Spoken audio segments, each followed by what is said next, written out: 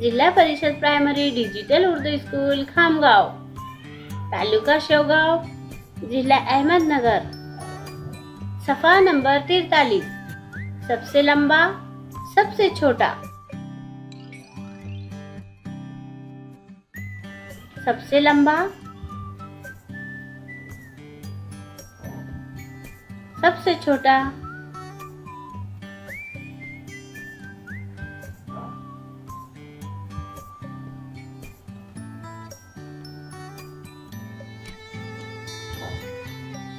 खाली चौकोनों में लंबी चीज के लिए सही का और छोटी चीज के लिए गलत का निशान बनाओ।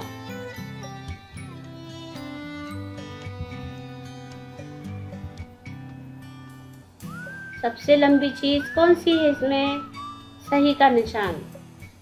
सबसे छोटी के लिए गलत।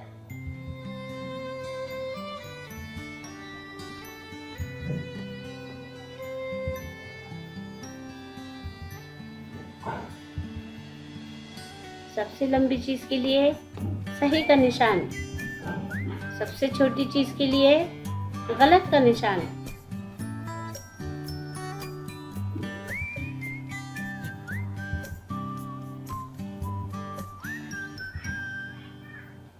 सबसे छोटी चीज के लिए गलत, सबसे लंबी चीज के लिए सही।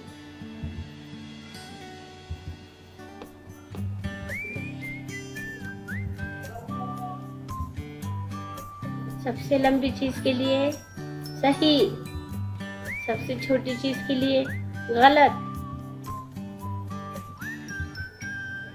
शुक्रिया।